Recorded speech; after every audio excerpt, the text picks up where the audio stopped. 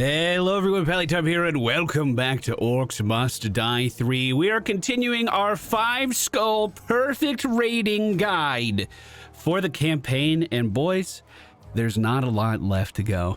This is the Dragon Boneyard. I thought this was one of the harder levels in co-op, and I had to redesign my entire strategy to make this easy for the solo player, but I have a really good setup. And because this is a war scenario, they throw a lot of money at you. I found a very fun way to utilize it.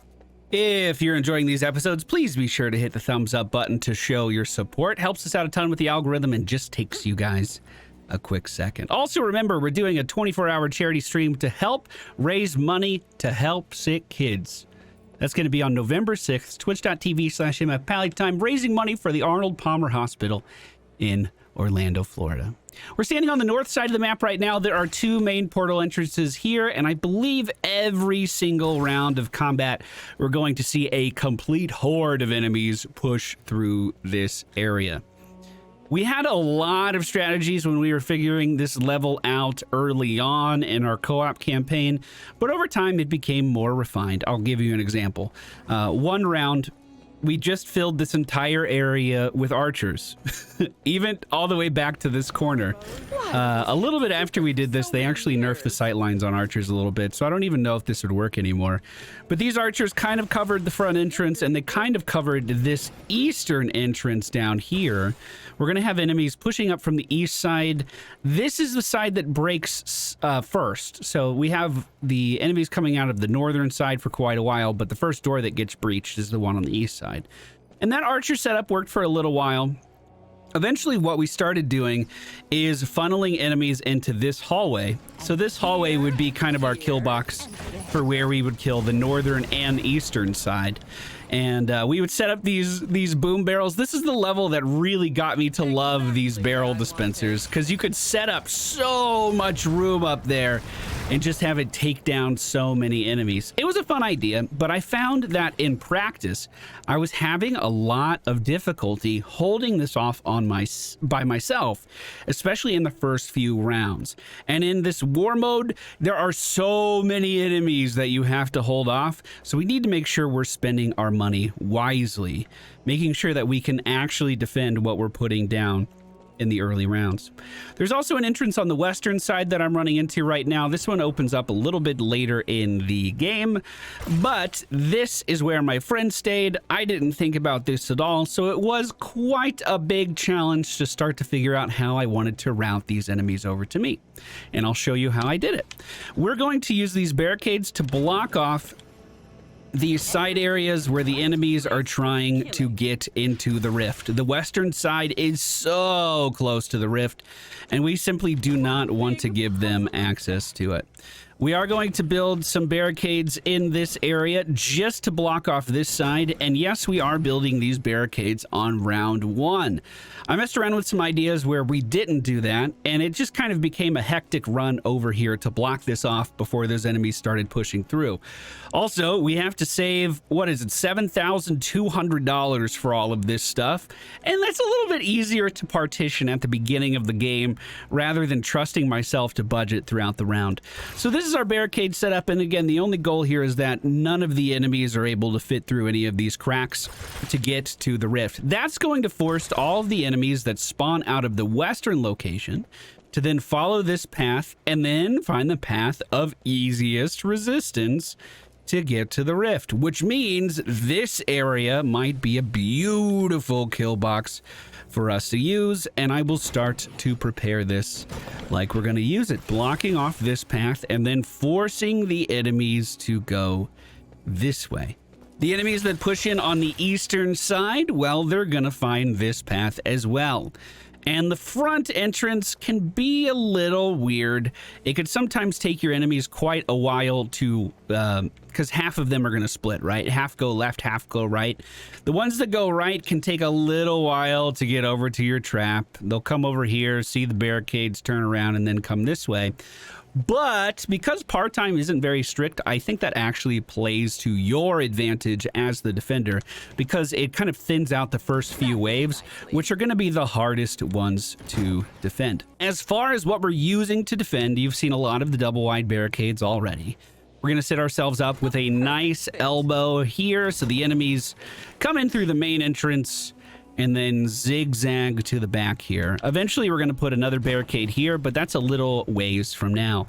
I'm using the stone staff because this map actually has a ton of the dynamite archers. And if you're using the staff of domination and mind controlling a lot of the big targets, the dynamite archers tend to shoot at them, which can destroy your nice barricades. And I'm going to try to just avoid that problem for today. Brimstone, is it arcane? You better believe it is. Tar with the improved slow, and then our barrel dispensers. This is going to be the map that the barrel dispensers shine like you have never seen before. I have such a fun strategy that works so well in this kill box. It has such a wonderful progression. I really can't wait for you to see it finished on round 5. It is a blast, pun intended. But we're not going to build into that right now. First, we need to put up our lasers. This is going to be a huge source of damage in round 1. We also have our freezing dart traps we're going to use to mind control our enemies. We have some flowers we can put down to control our enemies as well. And we're just going to set this up to slow down as much stuff here as we can. This is going to be our main focal point. We also have the butterfly boxes, the confusion flowers, and the arcane dragons, which we're going to set up against this wall for a nice bounce on each side. The enemies are going to take their sweet time getting over here. There's really nothing you have to worry about at this stage in the game. It's going to take him a while. Just let him walk over. Oh no, they're breaking through. The door is down. What will we do? I'm not going to spend too much mana there. Let's head back to our kill box. Now remember, a lot of our actual infrastructure is already in place. So all we need to really do is make sure that this area holds. To do that, we're going to use the right click of the stone staff, and every time this lane fills up, we're just going to go ahead and right click, and that will finish off most enemies as they sit frozen inside the lasers, slowly awaiting death. Things to look out for. There are gnolls on this map. Some of them just spawned, but there's also dynamite archers. Those dynamite archers will attack you if you're in range. So as these archers start to flow in, I'm just going to line of sight because I want all of these explosions back here out of my main traps. And again, every time that freeze ends, we're just going to move up and again lock these guys down in position. These gnolls, when these spawn, don't even worry about it. Run the gnolls over to the rift. They'll fade away. They don't cost you any rift points. They are only here to kill you. And round 1 is holding pretty well. We have some more money. Let's make sure that we are spending it, especially when we have a very quick reprieve here. Now, the Staff of Domination is normally what I use to beat up a lot of these bad guys, and we simply don't have it. So we're going to need to get some more damage in here. And we're going to do that by adding these barrel dispensers onto the walls. It's not a ton of consistent damage, but when those barrels do pile up, they will clear most enemies in the vicinity. It looks like for the rest of this round, we're not going to have to deal with any of those dynamite archers. So a lot of my mana is just going to be focused on making sure these ogres stay right where I can see them. Another way that we can make this even stronger is just by adding in these butterfly boxes on each side. And the good thing is that butterfly boxes are pretty cheap as well. Wasn't able to add that one in, but again, that boom barrel doing its job. These butterfly boxes simply confuse any enemy that walks inside of the range that they have, which kind of overflows with that box. So it covers a tile on each side of the tile you put it down. It's actually a pretty big area. And those will help keep enemies inside of the laser even without me using our stone staff. And as I get money in this round, because we already spent all of the money we need to on barricades, it's pretty straightforward with what we need to add. More wall traps for more booms, more butterfly boxes for more CC. There's a dynamite archer in the lasers. He's confused. Freeze him. That's actually so good. Dude, that is so good. All right, so the kill box is looking pretty good, even on round 1. This held with no problems whatsoever, which is exactly what we were striving to do. Have a very competent kill box early on so we can start to expand it in the later rounds and deal with the bigger onslaught of orcs. I'm going to extend the lasers out a little bit here. I'm also going to extend the barrel dispensers out to this wall. You'll notice whenever I have a raised spot here, we're simply raising it so we can put a butterfly box underneath it. Just helps with the crowd control in this area, helps keep the enemies tightly confined so you can finish them off no problem. And round 2 has begun. All of the enemies are on the other side of the map. If you take a look at the mini map, we literally have all day to set that up. There's no rush at all. And notice that these barrels are piling up in here until one inevitably goes off and sets off a chain reaction. That is essentially our strategy for this level. However, we're going to get it to a point where those barrels never pile up. We're going to get it to a point where those barrels are constantly just cascading explosions to this entire room. But this is how it starts. Keep an eye on your minimap. As long as there's no yellow dots, you are totally free to move up here, use your stone staff. You can really pile these guys up and wait for barrels to come in for huge explosions. And of course, if these guys are frozen here, it's going to be giving your frost darts even more time to prepare. So let me show you one thing that makes this kill box really unique. We actually have a slanted feature on the roof here, and we can begin to fill this with barrel dispensers. Some of these barrels are going to land on the low ground. Some of these are going to land on the high ground. And that's really important. And you'll see why when we add in even more barrels. There are a couple enemies here and there that are kind of making it to the end of the walkway.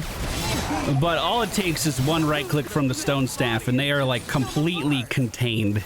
Breaking line of sight as the dynamite archer comes into the kill box right now. Looks like the dynamite archer is dead and we can get back to the fun stuff. I managed to make 3,000 gold this round so far, and we're just going to continue to add to our barrel dispenser fun in every location that I can. There are some kobolds that get thrown into the mix here. So when I do get some money, I'm going to add some brimstone to... Oh, I already did that. Look at that. Thinking ahead. Oh, I'm doing great. So we'll add a brimstone to this side too, just in case any kobolds do make it through. As round 3 begins, this is the first round where enemies are going to be coming out of this eastern door here. Again, doesn't matter to us at all because we already have all of that infrastructure in place, ready to deal with the swarm. I have $6,000 to spend. At the beginning of round 3, I'm going to add 3 dragons in on the wall. These dragons are going to bounce through our kill box, dealing increased damage. And then the rest of the wall here is simply going to be barrel dispensers. Followed by butterfly boxes where I can fit them in. You might see where this is going now. At least you think you might know. So what's happening inside the kill box right now is these barrel dispensers that are by this laser beam here, they're dispensing that barrel and it's immediately exploding because it's hitting the laser. I don't know why that doesn't work for every single laser, but that's something I've observed, where if a barrel dispenser is right next to a laser when it comes out, like that one in the back there, you may have seen it, they always explode immediately. So we're gonna do a weird thing in between this round and the next. We're actually going to sell those lasers. And I'll show you why when we get there. So far, round 3 has had 0 dynamite archers. I've been able to stand here in full confidence. We have a little bit more money. Let's add in another elbow here. You guessed it, with more barrel dispensers on the side. Let's add a barrel dispenser by the entrance here as well. They walk right by that one. Don't worry, it'll be useful soon. And now that I have some more money too, actually, let me run these gnolls away really fast. We just got a wave of gnolls. Again, just bring them to the portal. It's fine. It'll take care of itself. Ooh, one troll did get through in my absence. And a barrel wasn't enough to kill him. Everything else is holding. We're fine. We're fine. Nothing to worry about. Nothing to worry about. The end of this round is coming up pretty quick, and I need to make sure I'm in position to be ready. But 3 more barrel dispensers along this wall. Armored ogre, last enemy. Here we go. Sell the lasers. Perfect. Now what we're gonna do is set up barrel dispensers along this pillar here. Watch what happens. I call this the carpet bomb strategy. Because now that those lasers are out of there and this room can fill with barrels, if we get one to fall from high up enough, it sets off a chain reaction that goes all the way to the other side of the room. So every 15 seconds or so, everything in here just dies. Oh my God, misplaced oil. You hate to see it. Misplaced tar, you hate to see it. So, our butterfly boxes, our dart shooters, our flowers, when we get those down, they are literally all designed to just keep enemies inside of the carpet bomb long enough for the passive detonation to happen. You don't even have to shoot this. You can go stand by the rift and collect your money. It's such a cool strategy. Because of that slanted roof feature, it really allows you to take advantage of the space. It's so fun. I really like it a lot. I mean, it might be because the barrel dispensers are my favorite trap. I will admit that. But it's just so satisfying. And we're gonna have enough money that we'll be able to fill up this entire room like it's nothing. Like, we're about to have 2 of the longest levels in the game as far as minions coming at us in pure profit. Because all of our infrastructure was built early on. All of our damaging traps are pretty much in place right now. Hey, do you think these ogres are gonna make it through? Do you think these ogres are gonna make it through? 5 times bigger and enemies at the rift. Yeah, those ogres ain't doing shit. Let me tell you, spoiler alert. You will get a lot of notifications that enemies are at the rift simply because this western side opens up here and so many enemies move through the rift room. That is one of the downsides to this strategy. That is a little fucking irritating, but hey, what are you gonna do? I don't have any control over that. Ooh, big wave of ogres coming in. Will it hold? Much easier than I They're almost there. Let's see. Let's see. Again, I'm not going to detonate anything. I'm not interested in that. Oh, but it does need to happen soon. I'm pretty close. We need more. We need more. times bigger and dies 5 times. Of course, I could have just shot that barrel there and everything would have been fine. But that's not my style. And really, you could get rid of these arcane dragons for even more barrels.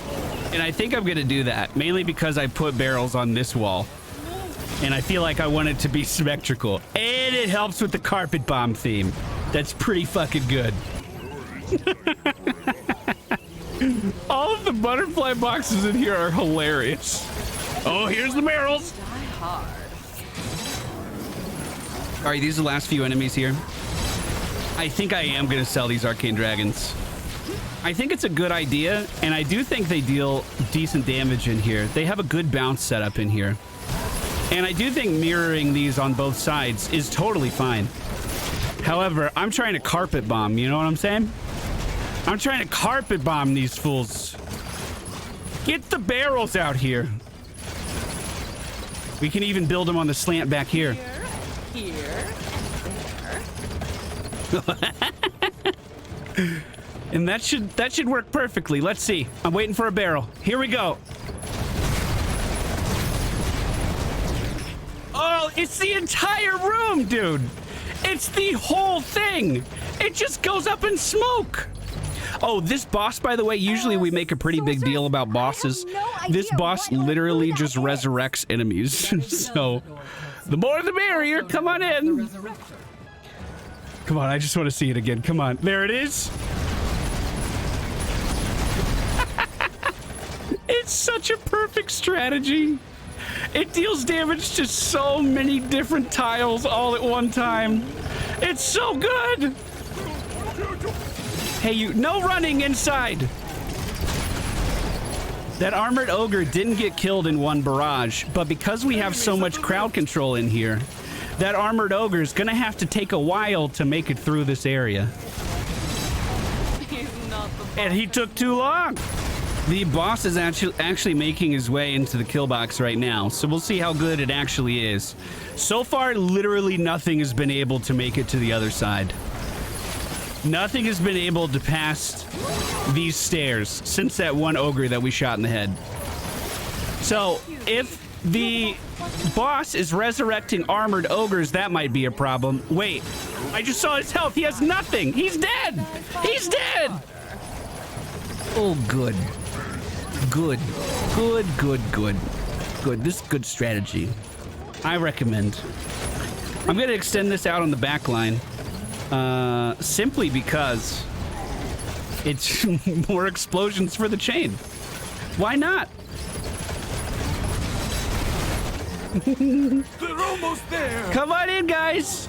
Come on in. Everyone's welcome. You know the War Mage motto. We don't turn anyone away.